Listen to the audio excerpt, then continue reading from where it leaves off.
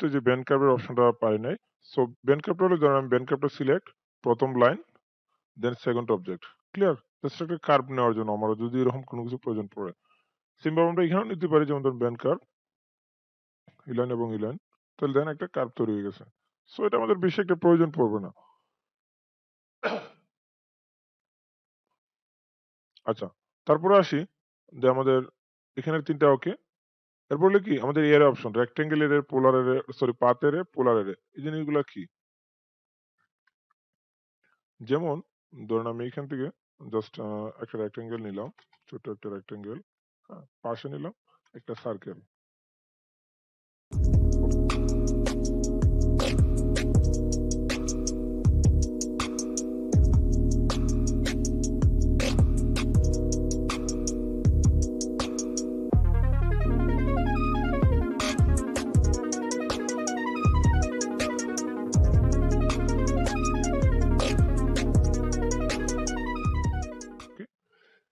তো প্রথম হলো কি রেক্টেঙ্গেল এর, যদি রেক্টেঙ্গেল এর আমরা ক্লিক করি, যেটা নিতে চাই সিলেক্ট করব, দেন এন্টার।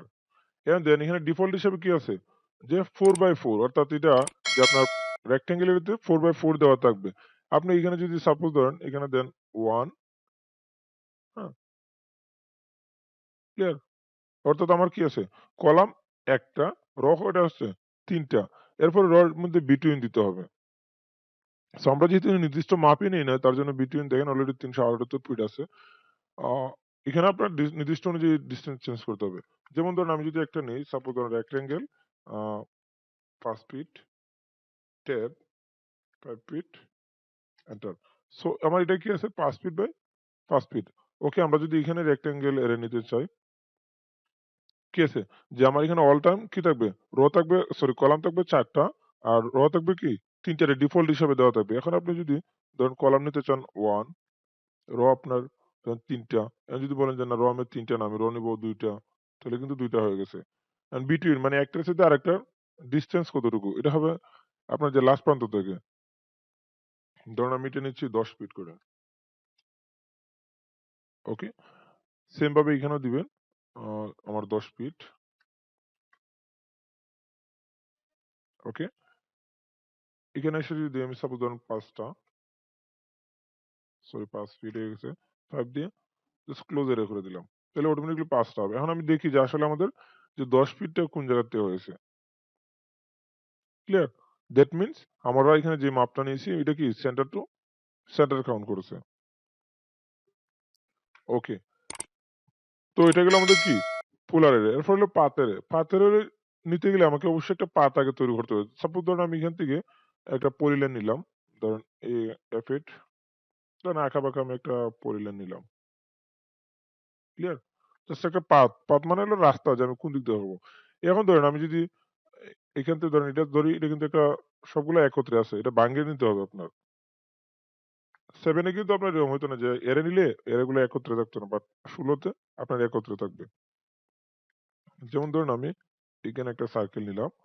ওকে, এই সার্কেলটা আমি চাচ্ছি পাথ এরিয়ার সাথে এরে করব। সো প্রথমে আপনাকে যেটা করতে হবে, পাথ এর select, object select, enter, source object, মানে আমি যেটাতে এপ্লাই করব। এখন দেন এখানে কি আছে, পাথে কিন্তু আপনার মানে রো থাকবে একটাই, এখানে কিন্তু কলাম থাকবে না আপনার, অর্থাৎ একটাই যে লাইন থাকবে ওই লাইনটাই আপনার সবকিছু। দেন এন্টার। ওকে, সো এখানে দেখেন আপনার এখানেও চেঞ্জ করতে পারবেন। এখানে কি আছে যে বিটুইন আছে না দূরত্ব, দূরত্ব নিয়ে চেঞ্জ করেন। সাপোজ ধরেন আপনি এখানে দিচ্ছেন 20 ফিট। ওকে, তাহলে কিন্তু আপনার সংখ্যা কমে যাচ্ছে। অর্থাৎ এখানে আপনার যে পাথ বা যে লাইনটা থাকবে ওই লাইনের ডিসটেন্সের সাথে ডিপেন্ড করবে যে আপনার কতটা হবে। অর্থাৎ আপনার র তো একটাই আছে।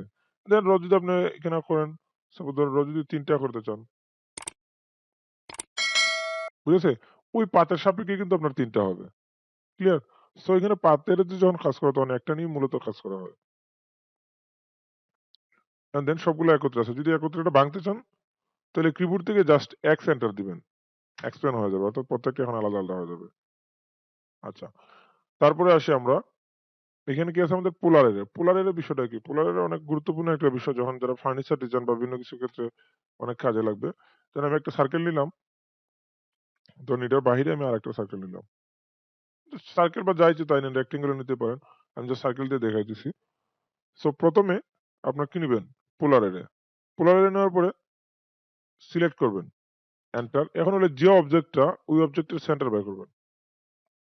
বুঝা গেছে ব্যাপারটা? মানে পোলার মানে হলো যেটা চতুর্দিকে ঘূর্ণায়, মানে অর্থাৎ গাড়ির চাকা, রিং বা টায়ার আরো এভরিথিং অনেক কিছু।